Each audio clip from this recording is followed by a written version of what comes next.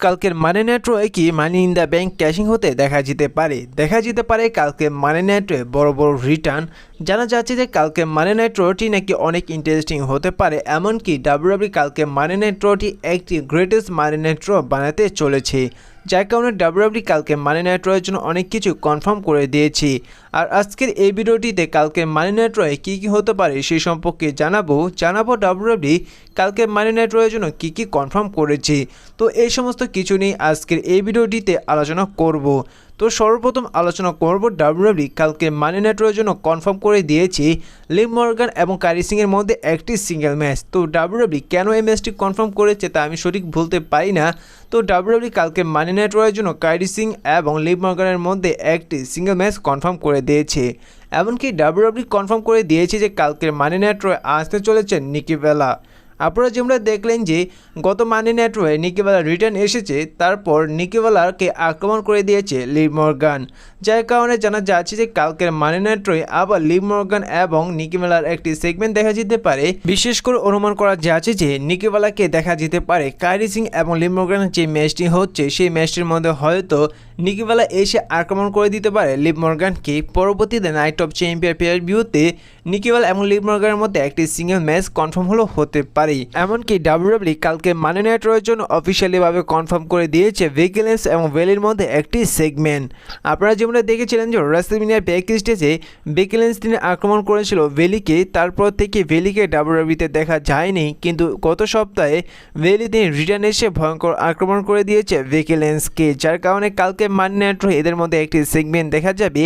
আর এর থেকে পরিষ্কার বোঝা যায় যে এবার নাইট অফ চ্যাম্পিয়ন ভিউতে ইন্টারকন্টিনেন্টাল চ্যাম্পিয়নশিপের ম্যাচ বেলি এবং বেকি লিঞ্চের মধ্যে কনফার্ম হতে পারে। কিন্তু এই জায়গায় হয়তো লারা ভ্যালকিরিয়া তিনি এই ম্যাচটির মধ্যে ঢুকে যেতে পারেন, কনফার্ম করতে পারে একটি ট্রিপল থ্রেট ম্যাচ ইন্টারকন্টিনেন্টাল চ্যাম্পিয়নশিপের জন্য। তো বিশেষ করে অনুমান করা যাচ্ছে যে এই ম্যাচটি এবার নাইট অফ চ্যাম্পিয়ন ভিউতে ইন্টারকন্টিনেন্টাল চ্যাম্পিয়নশিপের জন্য বেলি এবং বেকি লিঞ্চের মধ্যেই দেখা যাবে।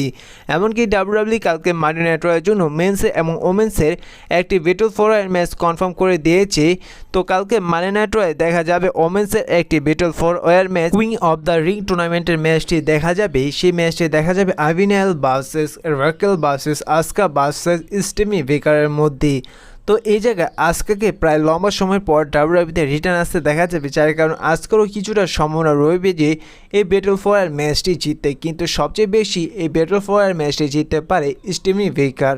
কারণ স্টেমি ভেগার তিনি যখন এনএক্সটি থেকে মেন রোস্টার এসেছে তারপর থেকেই ডাব্লিউডাব্লিউই স্টেমি ভেগারকে ভালোই পোজ দিচ্ছেন, যার কারণে কুইন অফ দ্য রিং এই টুর্নামেন্ট ম্যাচটি হয়তো স্টেমি ভেগার জিতে যেতে পারে। এমনকি ডাব্লিউডাব্লিউই কালকে মানি নাইট্রোয়ে men's Raw King of the Ring টুর্নামেন্টের একটি কোয়ালিফাই ম্যাচ কনফার্ম করে দিয়েছে। সেই ম্যাচটি দেখা যাবে Rusev versus Bron Reed versus Sheamus versus Jey উসোর মধ্যে। ডাব্লিউডাব্লিউই প্রথম এই জায়গায় জে উসোকে কনফার্ম করেনি, এই জায়গায় ডাব্লিউডাব্লিউই হাইপ রেখেছিল যে চতুর্থ পার্টনার কি হতে পারে। এবার গত মানি নাইট্রোয়ে যখন জে উসো তার ওয়ার্ল্ড হেভিওয়েট চ্যাম্পিয়নশিপটি গুন্থারের কাছে হেরে গিয়েছে, তারপরেই অ্যাডাম পেয়ার তিনি অ্যানাউন্সমেন্ট করে যে এই চতুর্থ পার্টনার এই কোয়ালিফাই ম্যাচটির মধ্যে হবে জে উসো। যেহেতু এই জায়গায় জে উসো তার টাইটেলটি গত সপ্তাহে হেরে গিয়েছে, যার কারণে এই জায়গায় জে উসো অনেকটা সম্ভাবনা রয়েছে যে এই কোয়ালিফাই ম্যাচটি জিতে। তার কারণ হচ্ছে যে আপনারা এর আগে দেখিয়েছেন যে রুসেফ এবং শেমাসের ফেস টু ফেস, যার কারণে রুসেফ এবং সে জায়গায় শেমাসের মধ্যে ভয়ঙ্কর আক্রমণ দেখা যেতে পারে, এমনকি এরা পার্সোনাল একে অপরকে আক্রমণ করতে পারে। আর অপরদিকে ব্রন রিডকে আক্রমণ করতে পারে এলএ নাইট, কারণ এবার স্ম্যাকডাউনে গিয়ে ব্রন রিড এবং ব্রন বেকার তিনি আক্রমণ করেছিল এলএ নাইটকে, যার কারণে এলএ নাইট তিনি গত মানি নাইট্রোয়ে যেভাবে ব্রন বেকারকে আক্রমণ করে সেই কোয়ালিফাই ম্যাচটিতে হারিয়ে দিয়েছিল, এবারও হয়তো এলএ নাইট এসে ব্রন রিডকে হারিয়ে দিতে পারে এবং যার কারণে জে উসো তিনি কোয়ালিফাই হয়ে যেতে পারে সেকেন্ড রাউন্ডের জন্য।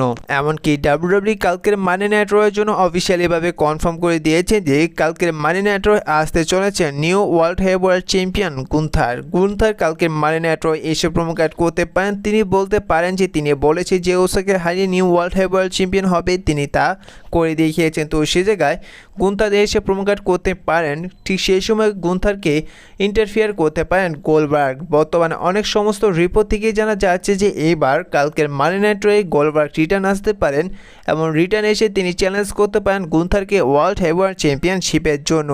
আর ডাব্লিউডাব্লিউ গুন্থার এবং গোলবার্গের ম্যাচ অনুষ্ঠিত করার জন্যই এবার জেউসোকে হারিয়ে গুন্থারকে ওয়ার্ল্ড চ্যাম্পিয়ন বানানো হয়েছে।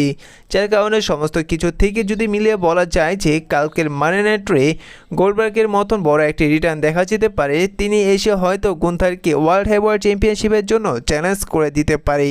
আর ডাব্লিউডাব্লিউ যদি এবার নাইট অফ চ্যাম্পিয়ন পেয়ার ভিউতে যদি গুন্থার এবং গোলবার্গের ম্যাচটি যদি অনুষ্ঠিত করতে চায় আর সেই ম্যাচটি যদি নন টাইটেল ম্যাচ অনুষ্ঠিত করতে চায় তাহলে হয়তো কালকে মানি নাইট রয়ে গোলবার্গকে এসে তিনি গুন্থারকে ভয়ঙ্করভাবে আক্রমণ করতে পারে, যেটির কারণে স্যাটলেন্স তার মানি ইন দ্য ব্যাংকটি গুন্থারের উপর সে সময় ক্যাশিং করে তিনি নিউ ওয়ার্ল্ড হেভিওয়েট চ্যাম্পিয়ন হয়ে যেতে পারে। কিন্তু তারও সম্ভাবনা অনেকটা কম রয়েছে। তার কারণ হচ্ছে যে বর্তমানে স্যাটলেন্স তার মানি ইন দ্য ব্যাংক ক্যাশিং করার উদ্দেশ্য রয়েছে জনসনের উপর, অর্থাৎ তিনি বর্তমানে আনডিসপিউটেড চ্যাম্পিয়নশিপটির ওপর তার মানি ইন দ্য ব্যাংক ক্যাশিং করতে পারে এবং তার টিজ দিয়েছিল গত মানি নাইট রয়ে। আর যদি কালকে মানি নাইট রয়ে গোলবার্গ রিটার্ন আসে তাহলে আপনারা ধরে নিতে পারেন যে গোলবার্গ এবং গুন্থারের ম্যাচটি ওয়ার্ল্ড হেভিওয়েট চ্যাম্পিয়নশিপের জন্য হবে এবার নাইট অফ চ্যাম্পিয়ন পেয়ার ভিউতে, যা হতে যাচ্ছে সৌদি আরবিয়াতে। যার কারণে অনেকটাই সম্ভাবনা রয়েছে যে কালকে মানি নাইট রয়ে গোলবার্গ রিটার্ন আসতে পারে, চ্যালেঞ্জ করতে পারে গুন্থারকে। এখন কথা হচ্ছে যে কালকের মানি নাইট রোটি যেহেতু একটি গ্রেটেস্ট মানি নাইট রো করতে যাচ্ছে ডাব্লিউডাব্লিউ, তাহলে কি কালকের মানি নাইট রয়ে ওটিসি রোমান রেন্সকে কি দেখা যেতে পারে? তো বর্তমানে তেমন কোনো সম্ভাবনা নেই, যে এমনকি কোনো সোর্সের পক্ষ থেকে রোমান রেন্সকে নিয়ে বর্তমানে কোনো আপডেট পাওয়া যাচ্ছে না। যার কারণে সমস্ত কিছু মিলে যদি বলা যায় যে গোলবার্গকে রিটার্ন দেখা গেল কালকে মানি নাইট রয়ে, কিন্তু ওটিসি রোমান রেন্সকে রিটার্ন দেখা যাবে না। ওটিসি রোমান রেন্সকে হয়তো নাইট অফ চ্যাম্পিয়ন পেয়ার ভিউতে দেখা যেতে পারে, আর নয়তো সামারস্ল্যাম পেয়ার ভিউতে রিটার্ন আসতে পারে। কারণ বর্তমানে রোমান রেন্সকে নিয়ে ডাব্লিউডাব্লিউ এবং টিকোর মধ্যে প্রবলেম চলছে, যার কারণে রোমান রেন্স নিয়ে কবে রিটার্ন আসতে পারে তার সম্ভাবনা একেবারে বলা অসম্ভব। তো এই সমস্ত কিছু হতে পারে কালকের মানি নাইট রয়ে। তো আপনাদের কী মনে হয় কালকের মানি নাইট রয়ে কি আরও কিছু দেখা যেতে পারে নাকি পারে না? অবশ্যই কমেন্ট করে জানিয়ে দিবেন।